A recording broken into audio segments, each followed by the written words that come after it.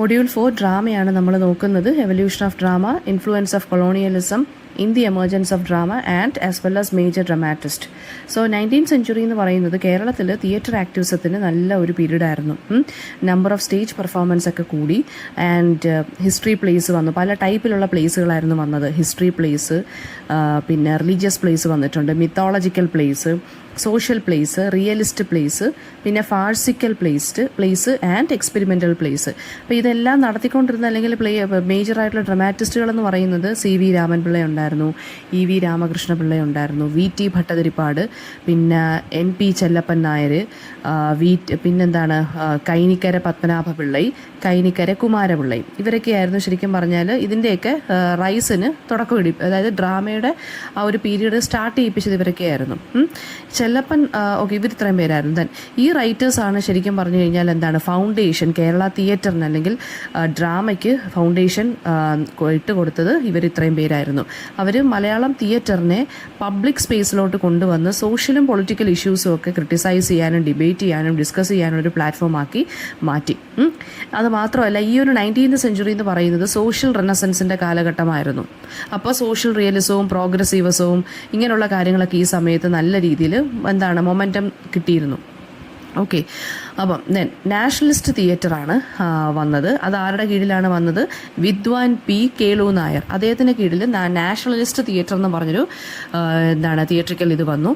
And പിന്നെ കുറ്റമത്തും, മഹാകവി കുറ്റമത്തും അതുപോലെ തന്നെ കേളു നായരും കൂടിയാണ് ഇതിനകത്ത് സംഗീത നാടക ട്രഡീഷൻ, സംഗീതവും നാടകവും കൂടിയുള്ള ഒരു കൈൻഡ് ഓഫ് തിയേറ്ററിക്കൽ ഇത് കൊണ്ടുവന്നത്. അതായത് പുതിയൊരു നാഷണലിസ്റ്റിക് ട്വിസ്റ്റ് കൊണ്ടുവന്നു. അതായത് മിത്തോളജിക്കൽ ആയിട്ടുള്ള കാര്യത്തിനെ ഫോക്കസ് ചെയ്തുകൊണ്ട് മിത്തോളജിക്കൽ തീം വരുന്ന രീതിയിൽ അത് അവരങ്ങനെ ആയിരുന്നു ചെയ്തിരുന്നത്, ഇതിനെ സ്റ്റേജിൽ പെർഫോം ചെയ്തിരുന്നത്. ഇപ്പം ബംഗാൾ റിനസൻസിൻ്റെ ഒക്കെ ഐഡിയാസ് ഒക്കെ യൂസ് ചെയ്തിട്ടൊക്കെയാണ് അദ്ദേഹം ഇത് ചെയ്തിരുന്നത്. പിന്നെ അവർ രണ്ടുപേരും ഇത് ചെയ്തിരുന്നത്. സോ പിന്നെ ശ്രീരാമകൃഷ്ണ പരമഹംസ, സ്വാമി വിവേകാനന്ദ, ടാഗോർ, ഗാന്ധി, ഇതൊക്കെ ഇവരെ ഇൻഫ്ലുവൻസ് ചെയ്തിരുന്ന ആളുകളാണ്. അപ്പോൾ അവരെന്ത് ചെയ്യുന്നു വെച്ച് കഴിഞ്ഞാൽ ഡ്രാമാസ് ക്രിയേറ്റ് ചെയ്യുക, അതിനൊരു മീനിങ് ഫുൾ ആയിട്ടുള്ള രീതിയിലാണ് അത് അവർ ക്രിയേറ്റ് ചെയ്യാൻ ശ്രമിച്ചത്. അതുപോലെ തന്നെ ഈ ഡൗൺ ട്രോഡൻ ആയിട്ടുള്ള ആളുകൾക്ക് വേണ്ടി സംസാരിക്കുക, മാർജിനലൈസ്ഡ് ആയിട്ടുള്ള ആളുകൾക്ക് വേണ്ടി സംസാരിക്കുക, ഇതൊക്കെയായിരുന്നു ഡ്രാമാസ് കൂടുതൽ ഫോക്കസ് ചെയ്തിരുന്നത്. ഓക്കെ, ദെൻ നാഷണലിസ്റ്റ് മൂവ്മെൻറ്റിൻ്റെ ഒരു റിഫ്ലക്ഷനും ഇതിനകത്ത് നമുക്ക് കാണാൻ സാധിക്കുമായിരുന്നു. Nationalist movement for example freedom struggle, ഇങ്ങനെയുള്ള കാര്യങ്ങളൊക്കെ ഇതിനകത്ത് വന്നിരുന്നു. ഇനി 20th സെഞ്ച്വറി ആയപ്പോഴത്തേക്ക് മലയാളം പ്ലേ റൈറ്റ്സ് അല്ലെങ്കിൽ ഡ്രാമാസ് എഴുതുന്ന ആളുകൾ സോഷ്യൽ റിയലിസ്റ്റുകളെ പോലെയായിരുന്നു എഴുതിയിരുന്നത്. അതായത് സൊസൈറ്റിയിലുള്ള പ്രശ്നങ്ങളെക്കുറിച്ചൊക്കെ നല്ല രീതിയിൽ ഓപ്പണായിട്ട് സംസാരിച്ച് ക്രിട്ടിസൈസ് ചെയ്യുന്ന രീതിയിലായിരുന്നു എഴുതിയിരുന്നത്. എന്താണ് റിയാലിറ്റി എന്നുള്ളതിൻ്റെ ആ ഒരു ട്രൂത്തിനെ കുറിച്ച് റിവീൽ ചെയ്യുക എന്നുള്ളതായിരുന്നു ഇവരുടെ മെയിൻ പരിപാടി എന്ന് പറയുന്നത്. അത് മാറ്റി നിർത്തപ്പെട്ട കമ്മ്യൂണിറ്റീസ് ഒക്കെ ഉണ്ടെങ്കിൽ അവർക്ക് വേണ്ടി സംസാരിക്കുക, സൊസൈറ്റിയിലുള്ള പ്രശ്നങ്ങളെക്കുറിച്ച് സംസാരിക്കുക, പൊളിറ്റിക്കൽ ഇഷ്യൂസ്, ഇതിനെക്കുറിച്ചെല്ലാം ഡിസ്കസ് ചെയ്യുന്നുണ്ടായിരുന്നു. അപ്പം MP ഭട്ടതിരിപ്പാടിൻ്റെ ഋതുമതി എന്ന് പറയുന്ന ദ ഇമ്പാക്റ്റ് ഓഫ് MP, അതായത് അദ്ദേഹത്തിൻ്റെ MP ഭട്ടതിരിപ്പാടിൻ്റെ ഒരു ഡ്രാമയാണ് ഋതുമതി എന്ന് പറയുന്നത്. അതെന്ന് പറയുന്നത് ശരിക്കും പറഞ്ഞു കഴിഞ്ഞാൽ ഡ്രാമയ്ക്കകത്ത് നമ്മുടെ പവറിനെ കുറിച്ച്, ഗവൺമെൻറ്റിനെ കുറിച്ചൊക്കെ ഇതിനകത്ത് പറഞ്ഞു പോകുന്നുണ്ട്. അത് നമ്പൂതിരി റീഫോം ബില്ലിനെ കുറിച്ചൊക്കെ ഇതിനകത്ത് പറയുന്നുണ്ട്. Okay, then N. കൃഷ്ണപിള്ളയാണ് അടുത്തത്. N. കൃഷ്ണപിള്ള എന്ന് പറയുന്ന ഒരു എക്സ്പെരിമെൻ്റലിസ്റ്റാണ്. പുതിയ ടൈപ്പ് ഓഫ് ഇന്നോവേഷൻസ് ആണ് അദ്ദേഹം ഡ്രാമയിൽ കൊണ്ടുവരാൻ ശ്രമിച്ചത്. അദ്ദേഹം നോവൽ പ്ലസ്, അതായത് ഒരു നോവലിനെ എങ്ങനെ നമ്മൾ ഡ്രാമയിലോട്ടാക്കുന്ന അങ്ങനത്തെ ഉള്ള രീതിയിലുള്ള തിയേറ്ററിക്കൽ മെത്തേഡ്സ് ഒക്കെയാണ് അദ്ദേഹം എടുത്തത്. ഡ്രാമയെ ഈ ഒരു സോഷ്യൽ റിയലിസ്റ്റ് അല്ലെങ്കിൽ റിയലിസ്റ്റിക് പ്ലാറ്റ്ഫോം എന്നുള്ള രീതിയിൽ നിന്നൊക്കെ മാറ്റാനാണ് ഇദ്ദേഹം ശ്രമിച്ചത്. ആൻഡ് കൃഷ്ണപിള്ളയാണ് ഏർലി മലയാളം പ്ലേ റൈറ്റ്, അതായത് ഈ ഡ്രമാറ്റിക് മീഡിയം എങ്ങനെ ആയിരിക്കണമെന്നും അതിനെക്കുറിച്ചൊക്കെ ഒരു ക്ലിയർ കോൺസെപ്റ്റ് ഡിഫൈൻ ചെയ്ത് നമ്മുടെ ഈ കൃഷ്ണപിള്ളയാണ്, N. കൃഷ്ണപിള്ളയാണ്.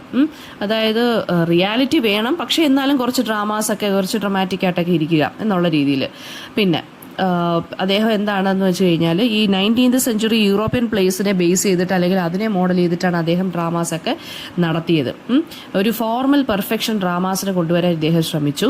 ഇബ്സന്റെ പ്ലേ ഒക്കെ നമ്മൾ ഡ്രമാറ്റിസ്റ്റ് ആയിട്ടുള്ള ഹെൻറിക് ഇബ്സന്റെ ഒക്കെ പ്ലേയുടെ മോഡലിലൊക്കെ ഇദ്ദേഹവും ചെയ്യാൻ ശ്രമിച്ചു. അതേ ടെക്നിക്കുകളൊക്കെ യൂസ് ചെയ്യാൻ തുടങ്ങി. ദ ലേറ്റർ പ്ലേ, അദ്ദേഹത്തിൻ്റെ ഫസ്റ്റ് പ്ലേ എന്ന് പറയുന്നത് ഭഗ്നഭാവനം എന്നുള്ളതായിരുന്നു. ഓക്കെ, പിന്നെ ലേറ്റർ പ്ലേസ് കന്യകയുണ്ട്, ബലാബലമുണ്ട്, അനുരഞ്ജനമുണ്ട്, അതായത് ദ കോംപ്രമൈസ്, ഇതൊക്കെയാണ് അദ്ദേഹത്തിൻ്റെ ലേറ്റർ പ്ലേസ് N. കൃഷ്ണപിള്ളയുടെ. ഓക്കെ, ദെൻ അടുത്തതെന്ന് പറയുന്നത് എന്താണ്, ഒരുപാട് മറ്റുള്ള pre independence to post independence ഒരുപാട് മാറ്റങ്ങൾ ഡ്രാമയിലൊക്കെ വന്നിട്ടുണ്ട്. അപ്പോൾ അതൊക്കെ നമുക്ക് ഇതിനകത്ത് റിഫ്ലക്റ്റഡ് ആയിട്ട് ഈ ഒരു കാലഘട്ടത്തിൽ കാണാൻ സാധിക്കുന്നുണ്ടായിരുന്നു. തിയേറ്റർ ആക്ടിവിസം എന്ന് പറഞ്ഞ ഒരു കൾച്ചറൽ ചേഞ്ച് ആ സമയത്ത് എന്ത് ചെയ്തു വന്നു. അതായത് തിയേറ്ററിലൂടെ നമ്മൾ എന്ത് ചെയ്യുക, ആളുകളെ കുറ്റം പറയുക, അല്ലെങ്കിൽ നമുക്ക് സിസ്റ്റത്തിനെ കുറ്റം പറയുക, ഇങ്ങനെയുള്ള കാര്യങ്ങൾ. പിന്നെ സംഗീത നാടക അക്കാദമി, അതുപോലെ തന്നെ കേരള സംഗീത നാടക അക്കാദമിയൊക്കെ ഈ ഒരു ഇനിഷ്യേറ്റീവ്സിനൊക്കെ ഒരുപാട് സപ്പോർട്ട് കൊടുത്തിരുന്നു. അതായത് തിയേറ്റർ സ്റ്റഡീസിനെ ഒരുപാട് ഡെവലപ്പ് ചെയ്തിരുന്നു. നാഷണൽ സ്കൂൾ ഓഫ് ഡ്രാമ 1959 വന്നത്. അതെന്ന് വെച്ചാൽ തിയേറ്ററിനെ ഒരു സീരിയസ് ഫോം ഓഫ് ആർട്ടായിട്ട് കൺസിഡർ ചെയ്യാൻ സഹായിച്ചു. അതായത് തിയേറ്റർ എന്ന് പറയുന്നത് നമ്മൾ അതിനെ സിസ്റ്റമാറ്റിക്കലി പഠിക്കണം. അതിനകത്ത് എന്താ പറയുക, എന്താണ് നമുക്ക് യൂണിവേഴ്സലി അക്സെപ്റ്റഡ് ആയിട്ടുള്ള കുറേ റൂൾസ് ആൻഡ് റെഗുലേഷൻസ് ഉണ്ട് അതിന്. അപ്പോൾ അങ്ങനത്തുള്ള കാര്യങ്ങളൊക്കെ വെച്ചിട്ട് തിയേറ്ററിനെ കുറച്ചുകൂടി സീരിയസ് ആയിട്ടുള്ള രീതിയിൽ അതിനെ അങ്ങ് ആക്കി. ഓക്കെ, ദെൻ ബുക്ക് പബ്ലിഷിങ്ങും കൂടിയപ്പോഴത്തേക്കും എന്ത് ചെയ്തു, മലയാളം തിയേറ്ററിൻ്റെ ആ ഒരു ഇമേജ് തന്നെ പാടാകെ അങ്ങ് മാറി. ബുക്ക് പബ്ലിഷിങ്ങിൻ്റെ എക്സ്പാൻഷൻ കൂടിയപ്പം റൂറൽ ലൈബ്രറീസും വില്ലേജ് ആർട്ട് അസോസിയേഷൻസ് ഒക്കെ വന്നപ്പോഴത്തേക്കും വളരെയധികം ആക്റ്റീവ് ആവാൻ തുടങ്ങി ഡ്രാമാസ്. പിന്നെ അതുപോലെ തന്നെ ഈ സോഷ്യൽ റിയലിസ്റ്റ് ഡ്രാമയായിരുന്നു നമ്മുടെ കേരളത്തിൽ നല്ല രീതിയിൽ പോപ്പുലർ ആയിക്കൊണ്ടിരുന്നത്. അപ്പോൾ ആ ഒരു ഡ്രമാറ്റിക് എനർജി എന്ന് പറയുന്നത് തന്നെ സോഷ്യൽ ക്രിറ്റിസിസത്തിന് വേണ്ടിയുള്ളതായിരുന്നു. പിന്നെ അതിൻ്റെ റിസൾട്ടായിട്ട് 2 കൾച്ചറൽ ഓർഗനൈസേഷൻസ് വന്നു. KPAC എന്ന് വെച്ചാൽ കേരള പീപ്പിൾസ് ആർട്സ് ക്ലബ്ബും, അതുപോലെ തന്നെ സദേൺ റീജിയൻസിലായിരുന്നു അത് ആക്റ്റീവായിരുന്നത്. മലബാർ കേന്ദ്ര കലാസമിതി MKKS നോർത്തേൺ കേരളയിലും ഇങ്ങനെ 2 ഓർഗനൈസേഷൻസ് വന്നു. അതായത് സോഷ്യൽ റിയലിസം എന്നുള്ള, അതായത് KPSCയുടെ നാടകങ്ങൾ എന്നൊക്കെ പറയുമ്പോൾ നമുക്കറിയാം കമ്മ്യൂണിസ്റ്റ് നാടകങ്ങൾ, പിന്നെ അതുപോലെ തന്നെ നമ്മുടെ സൊസൈറ്റിയെക്കുറിച്ച് ക്രിട്ടിസൈസ് ചെയ്യുക, പ്രശ്നങ്ങളൊക്കെ ഡിസ്കസ് ചെയ്യുക, അതൊക്കെയാണ് ഇവർ രണ്ടുപേരും ശ്രമിച്ചിരുന്നത്. ഇതൊക്കെ ഇൻഡിപെൻഡൻ്റ് ആയിട്ടുള്ള ഇനിഷ്യേറ്റീവ്സ് ആയിരുന്നു. പിന്നെ ഇൻഡിവിജ്വൽ ഡ്രാമാറ്റിസ്റ്റുകൾ ഒരുപാട് പേരുണ്ടായിരുന്നു. പക്ഷേ KPSCയുടെയും MKKSൻ്റെയൊക്കെ തിയേറ്ററിക്കൽ ആക്ടിവിറ്റി എന്ന് പറയുന്നത് 1950s 1960s സമയത്ത് കേരളത്തിനെ മൊത്തത്തിൽ എനർജൈസ് ചെയ്തിരുന്ന തിയേറ്ററിക്കലായിട്ടുള്ള ആക്ടിവിറ്റീസ് ആയിരുന്നു. ഓക്കെ, പിന്നെ നമ്മുടെ ഒള്ളി സർവൈവിങ് ആയിട്ടുള്ള സാൻസ്ക്രിറ്റ് തിയേറ്റർ എന്ന് പറയുന്നത് കുത്തിയാട്ടമാണ് കേട്ടോ. പിന്നെ അതായത് നമ്മുടെ ഇന്ത്യയിലുള്ള ഒള്ളി സർവൈവിങ് സാൻസ്ക്രിറ്റ് തിയേറ്റർ. പിന്നെ അത് കഴിഞ്ഞിട്ട് നേറ്റീവ് പ്ലേസ് ഓഫ് ദ ഭാഷയുടെ, അതായത് നമ്മൾ കുറച്ച് ക്വസ്റ്റ്യൻസ് കൂടെ നോക്കുന്നുണ്ട്. ഭാഷ എന്ന് പറയുന്ന സാൻസ്ക്രിറ്റ് പ്ലേ റൈറ്റിൻ്റെ നേറ്റീവ് പ്ലേസ് എവിടെ ആയിരുന്നു? കേരളത്തിലായിരുന്നു കേട്ടോ. പിന്നെ അതുപോലെ തന്നെ ആശ്ചര്യ ചൂടാമണി എന്നുള്ളത് എഴുതിയത് ആരാണ്? ശക്തിഭദ്രയാണ്. പിന്നെ എന്താണ് ഫോക്ക് ട്രഡീഷൻസിൽ അല്ലെങ്കിൽ കേരളത്തിലുണ്ടായിരുന്ന ഫോക്ക് ട്രഡീഷൻസ് അല്ലെങ്കിൽ പെർഫോമൻസ് ട്രഡീഷൻസ് ഏതൊക്കെയായിരുന്നു? കൃഷ്ണനാട്ടം ഉണ്ടായിരുന്നു, കഥകളി ഉണ്ടായിരുന്നു, തെയ്യം, പിന്നെ തിറ എന്ന് പറയുന്നത് പടയണി, കാക്കാരിശി എന്നൊക്കെ നാടകമാണ് കേട്ടോ. പെർഫോമൻസ് ട്രഡീഷൻസ് അല്ലെങ്കിൽ പെർഫോമൻസ് ബേസ്ഡ് ആയിട്ടുള്ള കാര്യങ്ങളാണ് ഇതൊക്കെ. പിന്നെ എവല്യൂഷൻ ഓഫ് മലയാളം തിയേറ്ററിൽ ഏറ്റവും പങ്കുവഹിച്ച എന്താണ്? ട്രാൻസ്ലേഷൻസ് ആണ്. അതായത് ഈ മലയാള ലിറ്ററി വർക്ക്സിനെ ട്രാൻസ്ലേറ്റ് ചെയ്തല്ലോ. അപ്പോൾ അതൊക്കെ ശരിക്കും പറഞ്ഞു കഴിഞ്ഞാൽ, അതായത് മലയാള ലിറ്ററി വർക്ക്സിനെ അല്ല, വേറെ ഭാഷയിൽ നിന്ന് മലയാളത്തിലോട്ടൊക്കെ ട്രാൻസ്ലേഷൻസ് നടന്നു. എസ്പെഷ്യലി ബംഗാളിൽ നിന്നൊക്കെ ഉള്ളത് ടാഗോറിൻ്റെ ആണെന്നുണ്ടെങ്കിലും ഒരുപാട് പേരുടെ ആ സമയത്തുണ്ടായിരുന്ന ഡ്രാമാറ്റിസ്റ്റുകളുടെയൊക്കെ വർക്കുകൾ നമ്മൾ ഇങ്ങോട്ട് മലയാളത്തിലോട്ട് ട്രാൻസ്ലേഷൻ നടത്തി. അപ്പോൾ അതൊക്കെയാണ് ശരിക്കും പറഞ്ഞാൽ കൂടുതൽ ഡ്രാമയുടെ റൈസിന് കാരണമായത്. പിന്നെ ഷേക്സ്പിയറിൻ്റെ കോമഡി ഓഫ് എറേഴ്സിൻ്റെ മലയാളം പ്രോസ് ട്രാൻസ്ലേഷൻ എന്താണ്?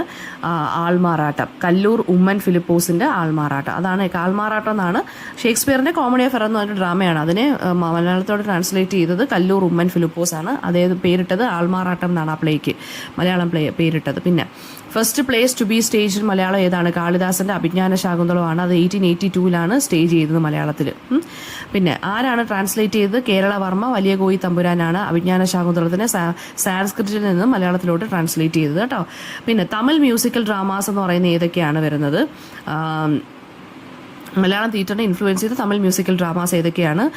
സാദരം, പിന്നെ അതുപോലെ ഗുലേബ കവലി, കോവാലൻ ചരിത്രം, പിന്നെന്താണ് കോവലൻ ചരിത്രം, നല്ല തങ്കൾ ചരിത്രം. ഇതൊക്കെയാണ് കേരളത്തിനെ ഇൻഫ്ലുവൻസ് ചെയ്ത തമിഴ് മ്യൂസിക്കൽ ഡ്രാമാസ്. ഓക്കെ,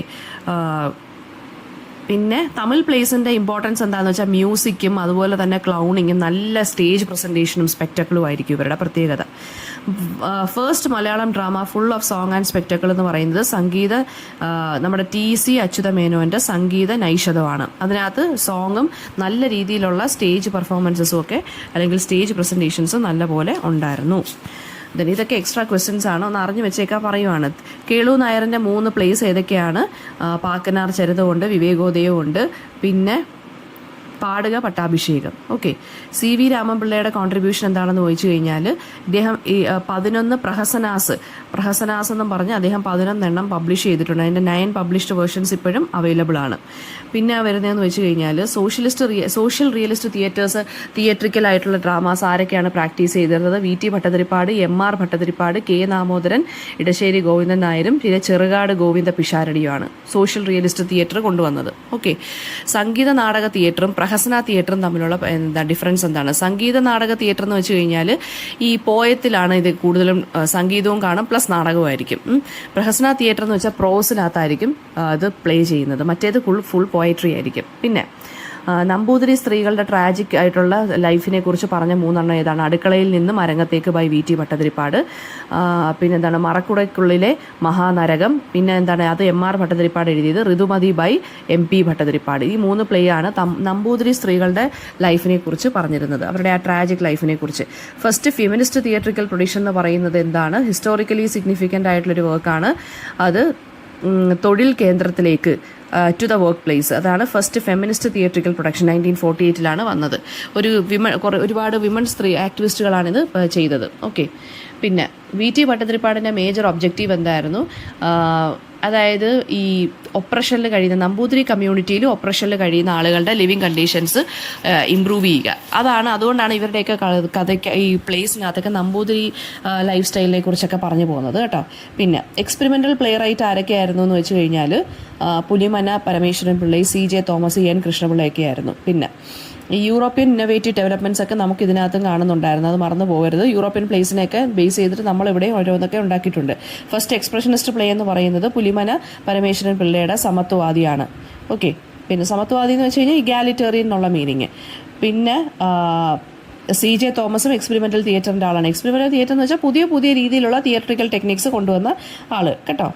പിന്നെ പോപ്പുലർ പ്രൊഫഷണൽ മലയാളം ഡ്രമാറ്റിസ്റ്റ് ആരൊക്കെയായിരുന്നു 20th സെഞ്ചുറിയുടെ ലാറ്റർ പാർട്ടിലോട്ടെന്ന് പറയുമ്പോൾ നമുക്ക് NN പിള്ളൈ, നമ്മുടെ വിജയരാഘവൻ്റെ അച്ഛനുണ്ടല്ലോ, ഗോഡ് ഫാദറിൽ അഭിനയിച്ച NN പിള്ളയുണ്ട്, PJ ആൻ്റണി ഉണ്ട്, SL പുരം സദാനന്ദനുണ്ട്, KT മുഹമ്മദ് ഉണ്ട്. ഓക്കെ. പിന്നെ MKKSനെ KPSCയുടെയൊക്കെ ഫുൾ ഫോം പഠിച്ചു വെച്ചേക്കാം. MKKS എന്ന് വെച്ചാൽ Malabar Kendra Kalasamithi, KPSC Kerala people's arts club. പിന്നെ നാടക കളരികളൊക്കെ 1970s 1960s മലയാളം തിയേറ്ററിൽ വരാൻ തുടങ്ങി കേട്ടോ. അതായത് തിയേറ്റർ വർക്ക്ഷോപ്പുകൾ അല്ലെങ്കിൽ നാടക കളരികൾ. പിന്നെ തിയേറ്റർ വർക്ക്ഷോപ്പുകൾ G ശങ്കരപ്പിള്ളയായിരുന്നു ഇനിഷ്യേറ്റീവ് എടുത്തത് കൊണ്ടുവരാൻ വേണ്ടി. പിന്നെ അടുത്തത് നമ്മൾ നേരത്തെ ഇപ്പം ഞാൻ വന്ന് പറഞ്ഞ ഇത്രയും കാര്യങ്ങളൊന്ന് ഓർത്ത് വെച്ചേക്കണേ. ട്രാൻസ്ലേഷൻ്റെ കാര്യം മറന്നു പോകരുത്.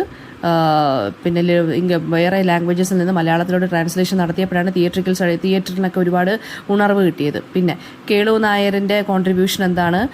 ഈ പ്രഹസന ഫോം എന്ന് വെച്ചാൽ എന്താണെന്ന് ജസ്റ്റ് ഒന്ന് കേട്ടുവെച്ചോ. പ്രഹസന ഫോം എന്ന് വെച്ച് കഴിഞ്ഞാൽ ഈ പ്രീ ഇൻഡിപെൻഡൻസ് മലയാളം തിയേറ്ററിൽ ഒരു ഇമ്പോർട്ടൻ്റ് ആയിട്ടുള്ളൊരു കാര്യമായിരുന്നു പ്രഹസന എന്ന് പറയുന്നത്. ഫാഴ്സിക്കൽ പ്ലേ ആണ് പ്രഹസനം എന്ന് പറഞ്ഞാൽ ഉദ്ദേശിക്കുന്നത് കേട്ടോ. ഈ ഡ്രാമാസ് എന്ന് വെച്ചാൽ മെയിൻലി സറ്റയേഴ്സ് ആയിരിക്കും. അതായത് സൊസൈറ്റിയിൽ ജീവിക്കുന്ന ആളുകളുടെ കളിയാക്കിക്കൊണ്ട് എഴുതുന്ന അല്ലെങ്കിൽ അവരുടെ ഹിപ്പോക്രസിയെ കളിയാക്കിക്കൊണ്ട് എഴുതുന്നതാണ് പ്രഹസന ഫോം. പിന്നെ അപ്പോൾ അതൊന്ന് നോക്കി വെച്ചേക്കുക. പിന്നെ അടുത്തതെന്ന് പറയുന്നത് നെക്സ്റ്റ് ക്വസ്റ്റ്യൻ എന്ന് പറയുന്നത് CN ശ്രീകണ്ഠൻ നായരുടെ കോൺട്രിബ്യൂഷൻസ് എന്തൊക്കെയാണ്? CN ശ്രീകണ്ഠൻ നായർ എന്ന് പറയുന്നത് നാച്ചുറലിസ്റ്റിക് ട്രഡീഷനിലെ പിന്നെ വന്ന ആളാണ്, നാച്ചുറലിസ്റ്റിക് ഡ്രാമയുടെ ആളാണ്. CJ തോമസിൻ്റെ കീഴിലുള്ള ആളായിരുന്നു ഇദ്ദേഹവും, ഇൻഫ്ലുവൻസിൽ ആളായാണ്. പിന്നെന്താണ്, ഒരുപാട് പുരാണിക് തീംസിനെ ബേസ് ചെയ്തിട്ടാണ് ഇദ്ദേഹം ചെയ്യുന്നത്. ഒറിജിനൽ സ്റ്റോറീസിനെ പുതിയ കോണ്ടെക്സ്റ്റിലാക്കും. അതായത് രാമായണ ട്രിലജി ഉണ്ടായിരുന്നു ഇദ്ദേഹത്തിന്, കാഞ്ചന സീത, സാകേതം, ലങ്കാലക്ഷ്മി എന്നൊക്കെ പറഞ്ഞ്. അപ്പം CN ശ്രീകണ്ഠൻ നായരുടെ അത് 3 പഠിച്ചു വെച്ചേക്കുക കേട്ടോ. അതൊക്കെ എപ്പിക് ക്യാരക്ടേഴ്സാണ്. അവരെ ആ എപ്പിക് ക്യാരക്ടേഴ്സ് ആക്കി തന്നെ പുതിയൊരു ലൈറ്റിലായിരിക്കും ഇദ്ദേഹം ഫോം ചെയ്യുന്നത്. അതാണ് ഞാൻ നേരത്തെ പറഞ്ഞ എക്സ്പെരിമെൻ്റൽ ആയിട്ടുള്ള രീതിയിലെന്ന് ഞാൻ പറഞ്ഞത്. ദെൻ അപ്പം ഇത്രയും കാര്യങ്ങളൊന്ന് നോക്കി വെച്ചേക്കുക കേട്ടോ. ഏറ്റവും ഇമ്പോർട്ടൻ്റ് ആയിട്ടുള്ള കാര്യങ്ങൾ ഇത്രയാണ്.